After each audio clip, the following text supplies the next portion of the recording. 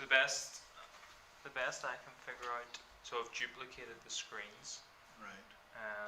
So the best I can figure out is if that goes up, then you know you can watch it, but you're not going to be able to see in great detail.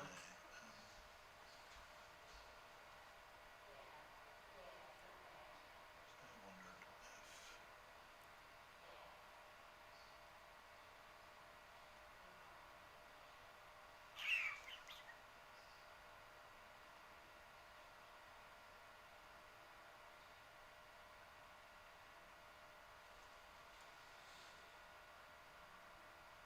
Oh, browser.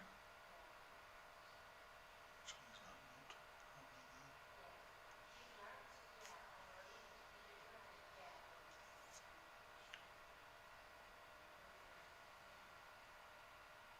Ah, Oh, so camera browser. so they'll not be able to see me, but I'll be fine. Yeah. That'll at least come up on the screen for them.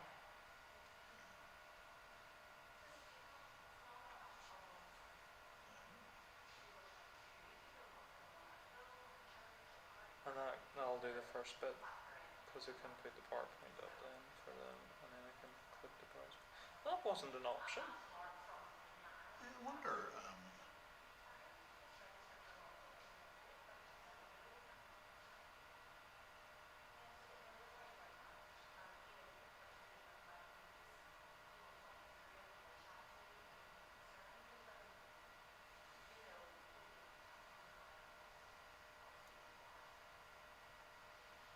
So I'm wondering then, do you have to transition for that, for them to actually see that? Then? Okay. I'll go and have a look. I have a stream at the minute. So. Okay. Alright, I'm going to grab a photograph of these guys now.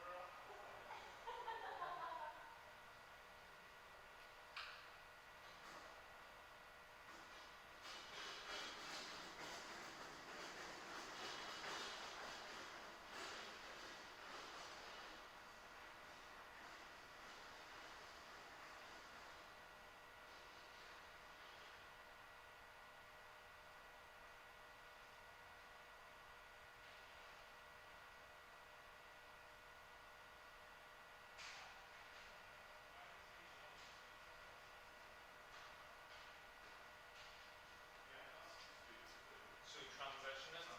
Okay, great. So there.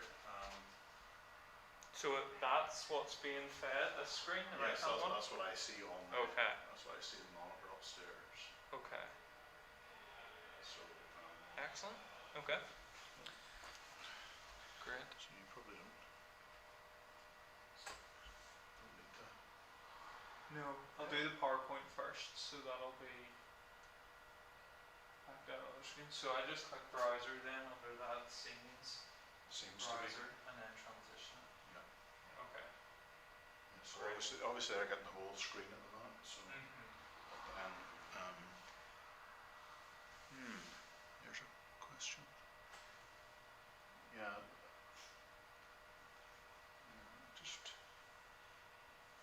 There's a good question.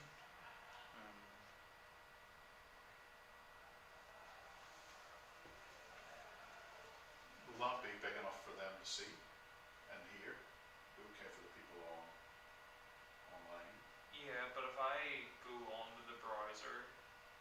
the browser should come up full there as well and not affect upstairs, shouldn't it? Yeah, yeah.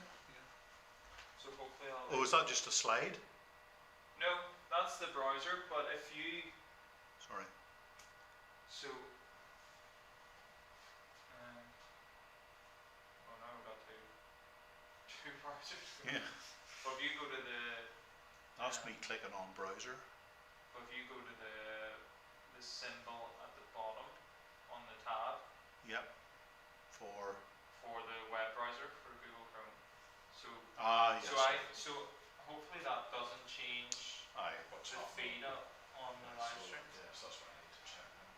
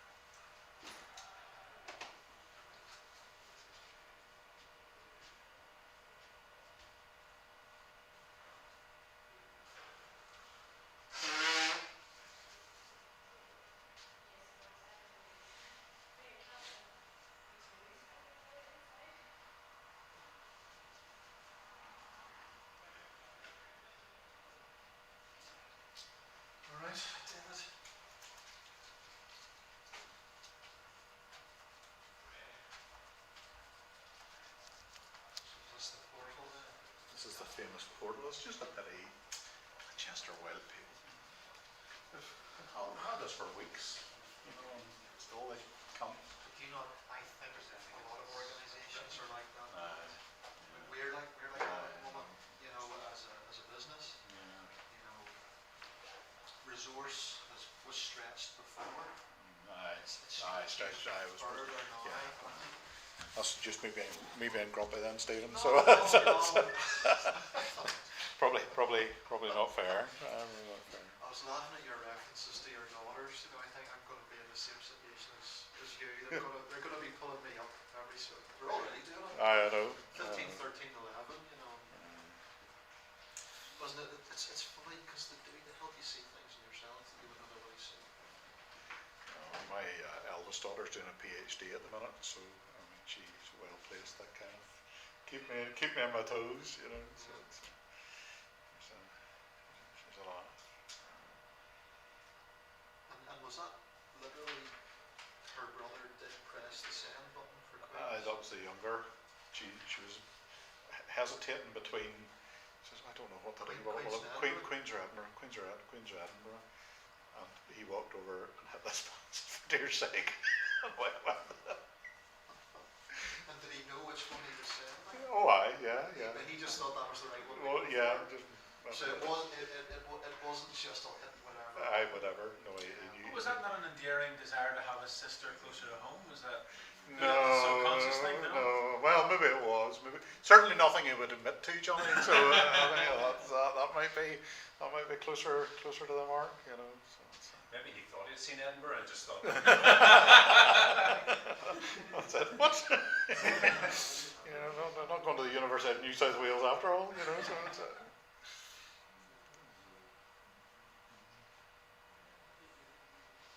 she started her first day today, our youngest girl, as a teacher. So she's a bit anxious about it, and her brother wasn't being too sympathetic to her yesterday, you know. So get on with it, you know. So her mummy was saying, you need to be gentle with her, no. That's your job, not mine. Yeah, basically. Yin to your yang.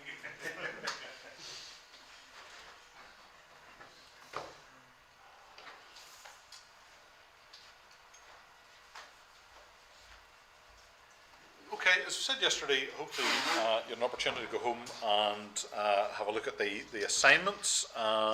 So maybe what we'll do just with the assignment sheets is just kind of go through the three assignments. If there's any questions about individual assignments, and then if there are any other general questions, we'll maybe just do it that way for a few moments. So the first part is your 1,000-word book review due for the 16th of October. Send a draft. So Davey will be telling you today about uploading stuff to Moodle. So for the draft, just email that to me. So you all should have my email. So just email it to me in a Word document. Yes, make sure it's a Word document when you're emailing it to me, so I can easily give you the feedback on that. So just do that. And Claire is putting out the books for the reading list, so you'll get to see those in a moment or two. Okay, any questions about part one? One of the things that I did, not particularly on the things, was to have a look at other people who have done book reviews, not on the book that I'm looking at, but to see.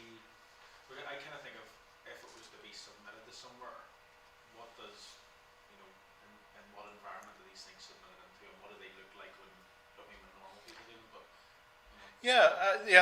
that's a very useful thing to do. Is just to go onto academic journals, find an academic journal, be able to do that online and look at book reviews and see how people do them. And everybody, you know, has a slightly different style, you know. So again, don't, you know, kind of feel, well, you know, it has to be like his or it has to be like hers or whatever. But again, it gives you kind of a feel for what happens in a book review. Yeah, that's a useful thing to do. Yeah. I always find that useful when we get access to the Moodle. Yeah. You know, you go and look at book reviews. And well, look, the way it works at the minute, and Davey will probably talk a wee bit about this, is we get our access to journals in a different way than through the University of Chester, so you should be able to do that. So you'll be able to look up the journals whenever you do that, and say look at book reviews. Go from that. Okay, part 2 then is the 3 article summaries. We'll talk a little bit about what's expected in an article summary. So again, there's a draft for that. So the draft isn't just for the first assignment, you're able to do it for all 3. So again, as I said yesterday, avail yourself of the drafts. You'll be able to access the journals through this little portal that Davey will show you, and also the Webster Journal is actually available through the University of Chester Library, so you'll be able to pick that up and do that.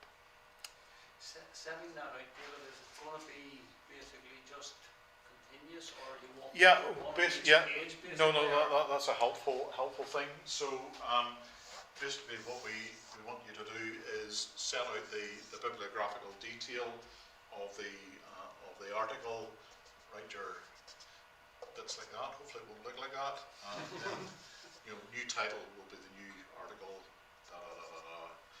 and again, just to be clear, it's 3 independent summaries.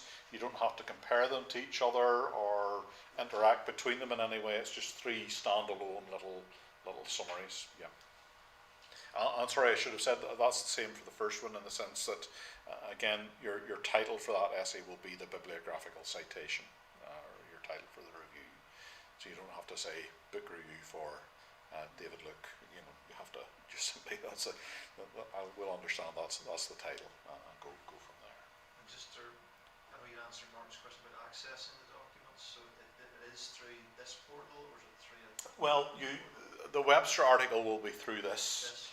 yeah. The other articles will be through the portal that Davey will show you how to access the other it's a thing called Atla, and it'll show you how to do that. Okay. And if you have any problems accessing stuff, sometimes there are difficulties getting the hold of articles. Just drop me a line, and if the worst comes to the worst, we can send you a PDF.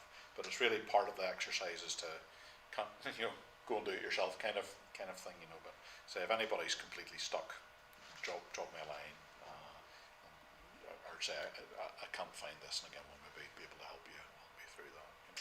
No, it's probably a stupid question, just going back to that one again. You're not writing a line of introduction there or anything. No. It's really just It's just straight in, no fancy introductions. It's a summary of the article. Okay.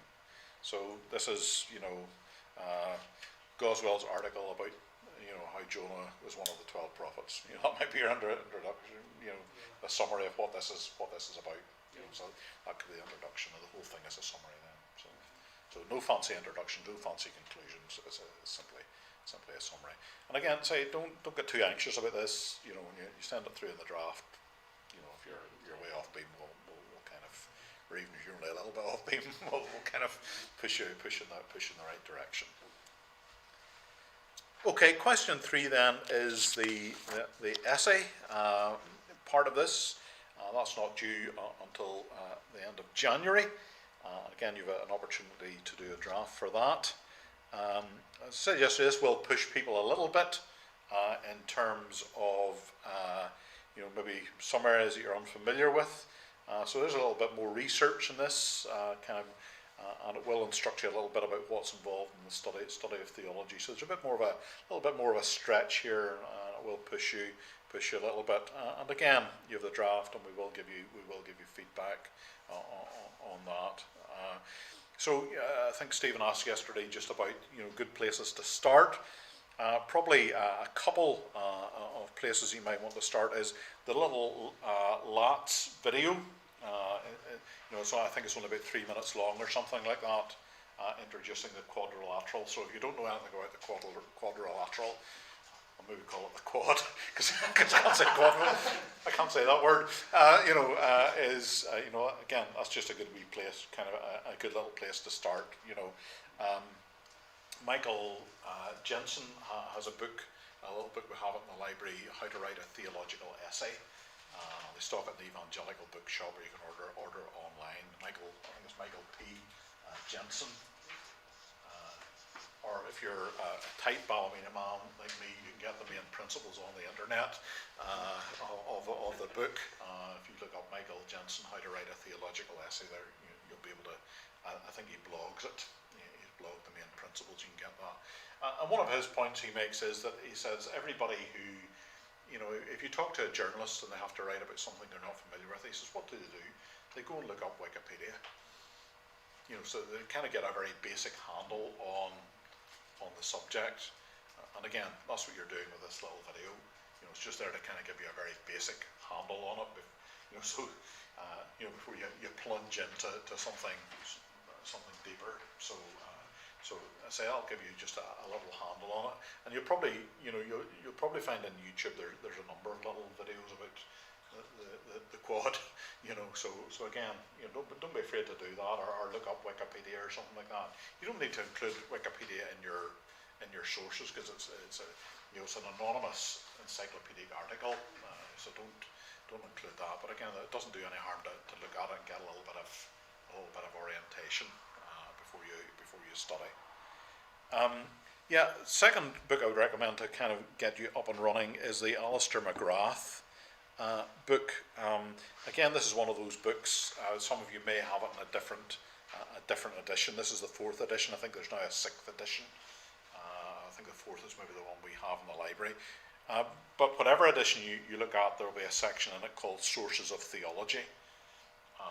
So that's the one. That's the section you want to look at, Sources of Theology, and that will take you through the four sources, give you a short introduction. So that's a good place to go. And again, to say, it doesn't really matter which edition you're using. He kind of updates it a little bit, but So does he base the 4 sources on the 4 sections of the quadrant? Yes, he talks about the sources. And one thing and another. So again, that's a helpful kind of introduction. The other, the Tanner book, the Oxford Handbook of Systematic Theology, again in that section deals with these kind of 4 sources, and again they're sort of a more informed kind of encyclopedia article. So again, that's a good kind of place to kind of start and do some reading about that. The other stuff then, tends to be a bit more the books are a bit more, the Bray stuff, again, is condensed. He talks about how theology is formed. Good to quote Gerald Bray, he will be your external examiner. So if you quote him and say, Gerald's got all the answers, Should you personalise it? Don't you remember saying? as my old mucker Gerald once said, so again, that's a useful little section to read. So all of this really, the kind of overall thrust of what we're looking at here is we're just encouraging you to think about how theological opinions are formed.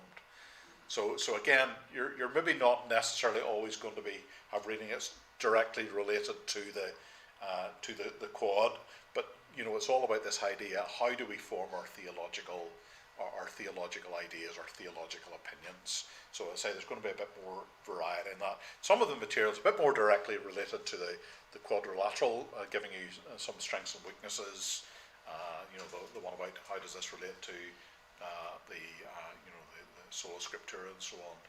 But some of the other stuff you will have to do a wee bit more wider reading and digging. Hopefully that's a good thing. Kind of will encourage you on that. Is there a magic number or a base number in relation to your bibliography? Well, certainly in terms of what we're doing here, I'm not particularly expecting anybody to read every one of those, and I'm not expecting you to necessarily read beyond this. So if suddenly you think of something else that might be relevant, by all means go and do that. But I'm not expecting you to be in the library reading a lot of stuff that's not here. So what's here should be sufficient for your assignment. As you say, Phil, certainly not expecting you to read every word that's on there, but you need to read enough so that you can write a well-informed essay on that. And again, Sarah talked about yesterday about reading techniques. It's you need to be discerning. Use the index. Use the table of contents. To get at the stuff you want. I'm not expecting you to begin at page 1, word 1, and read all 750 pages of something. Home in on what you want. Okay. Any other general questions about the assignment? Sorry, actually, it's one thing that I thought of last night was obviously that the reading list they're including the lat stuff for videos. Yep. Stuff that's, and of course it'll be very sparse in terms of including stuff that's not either in a journal or a book. Yep. I assume when we get the referencing, that'll be explained how to, Yeah. The easiest way to reference, and Davey will probably touch upon this, is if you're in a Word document and click on references. Okay. On that, it then tells you, it'll give you the style, so you'll pick Harvard style. It then gives you a drop down menu. Is it a book? Is it a website? Is it a video? Whatever it might be, and then you kind of just put in the relevant information there. So you can easily, that's how that LATS was done in that case. So you can easily pick up or put in a reference to a video or something like that. That's relevant. Okay, any other questions?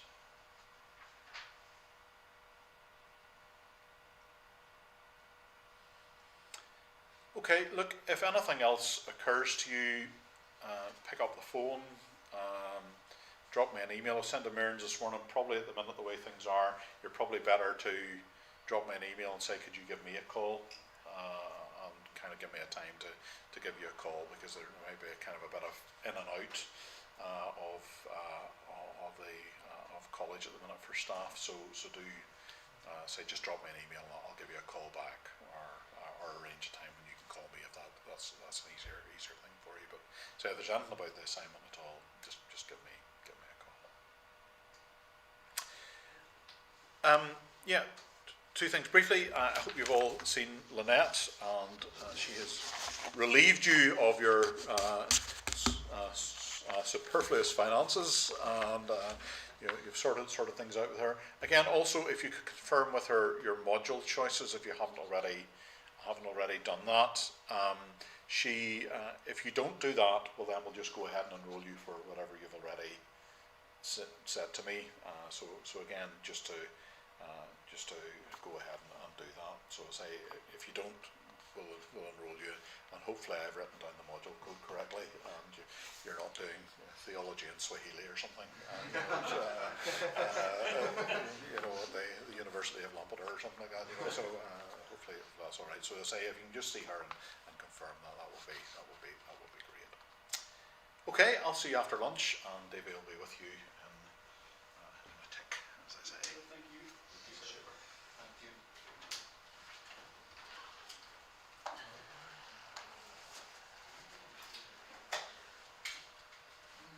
Things like theology and Swahili may be easier, if not.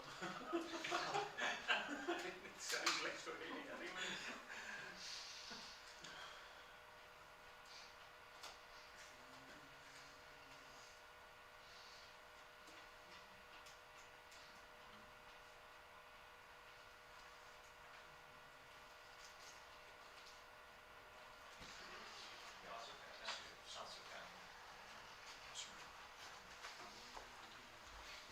We'll do that then, if you're saved on a... And if you go into my stuff there, and it's work, sorry. It's work there, it's down. User ID, I have two come up. It's that top Okay. and the NS one. It's Okay. course. Great. Excellent. Super. Thank you, David.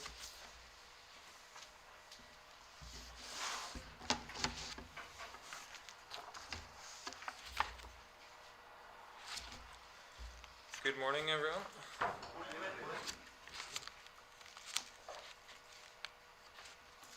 Only just morning.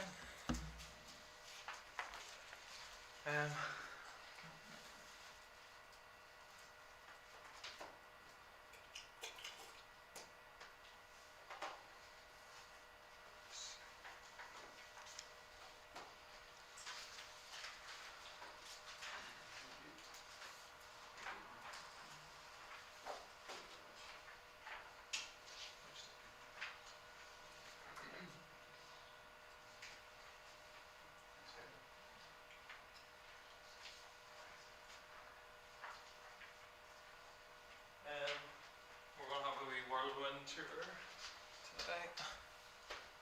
First, referencing, and then afterwards we'll try to show you a little bit of some of the facilities on Moodle, on Chester Portal and Atla, which some of you will be familiar with and some of you won't, so we'll go through that. And then towards the end, you'll get to go on a field trip the whole way down to the library, and Claire will speak to you down there about using the library.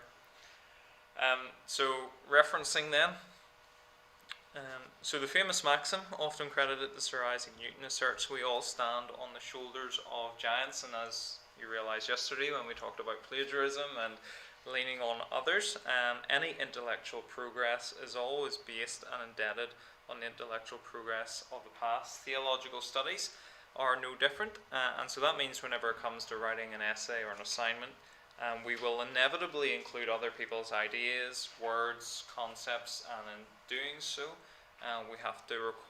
we're required to acknowledge the source, and that practice is known as referencing or citation. So that's what we're going to talk about today. Failure to do that is serious academic malpractice, plagiarism, and we talked about that extensively yesterday. So very simply, I just want to walk through using quotations in the essay, and just how they should look, and once more, if there are any questions, please interrupt me. So quotations, as I said yesterday, quotations no longer than 40 words in total or less than 3 lines should be integrated into the text and placed in single quotation marks. So you'll see that on your slides there, but this is what I meant whenever we talked about yesterday indenting. If it's less than 40 words, we don't indent it, and it's in the flow of the essay. So your sentence begins as Dempster argues, and then his quotation is in the flow of your essay. Just to say, this is the convention on Harvard referencing, that if you name the scholar in the body of your text, then the date and page number come immediately after the scholar's name. But if you don't, then in the brackets after the quotation, you have the scholar's name, date, and page number. So just to note that. Again, all this information is in your handbook, but it's just helpful to see it and to work through that. So that's short quotations of less than 40 words, essentially. Long quotations, more than 40 words or more than 3 lines, should be set apart, and they should be set apart from the body of the text by indenting them and putting them in a slightly smaller font. So there's a number of features which should be adhered to here. First, introduce the quotation with a colon. Most commonly, sometimes you can get away with a comma, but most commonly you'll introduce an indented quotation with a colon. You'll begin the quotation on a new line, so don't leave extra line space between your own text and the quotation, and that makes the paragraphing difficult to follow. Just simply start it on a new line, don't increase any space. You want to decrease the font size of the quotation by 1 point. You want to indent the whole quotation, and you do not need to use quotation marks. So, for example, this is what that's going to look like. So, regarding the New Testament's use of the Old, Gignoliat observes, and then there's the indented quotation. Then I continue my thought. The survey of the New Testament's use of the Old Testament has thus far evidenced this fact. So, you asked about shoddiness, but hopefully, in the flow of an essay, it will be very distinct that this indented section is a quotation, stands apart from my words. That's how that would be put in. So, those are the two kind of foundational aspects there that you want to work with. Short quotations and long quotations and how they are integrated then into your assignment. So that's in both those examples where it doesn't show the book title. Is the theory then that the book title will be in a bibliography at Yeah. the end? Yeah. Yeah. Just it's the author's name, year, Yeah. everything else Yeah. is assumed. Yeah.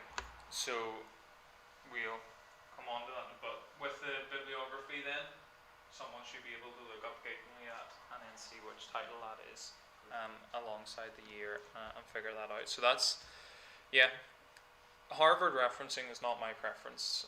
Footnoting is my preference, Chicago, and that has the title and all that detail in the reference, but this is how it's done at the minute. Harvard referencing, so what we need is author, date, and page number. They're the three key components that you need. On occasion, you may want to then omit words from a quotation, and it's legitimate to do that. And when quoting a source, may be done to avoid from distracting from a particular point made by the quotation, or because two pertinent sentences to your topic are separated from one another. So this omission must be marked by an ellipsis. That's 3 dots beside each other. So that might look like this. So if we're omitting words from a quotation, you can see that I've started quoting Carson. Again, it's more than 40 words, so it's indented and in a slightly smaller font, and then I use the ellipsis. And there should be a space before and after the ellipsis. So obviously you put emphasis on certain words there. Is that emphasis from the text itself or stuff? You know, the kind of like Yes. the word Yeah. Do you have to then refer to that to say emphasis is author's own, or? Yeah, this is difficult with Harvard referencing. You're probably okay without mentioning that, and the assumption would be that the emphasis is in the quote. Yeah. If you add emphasis, then you probably want to put a footnote in and say that you've added the emphasis. Is probably the best way to do that. So legitimate to do that and omit a sentence or two, or maybe a page or two, if the sentences that are pertinent are separated.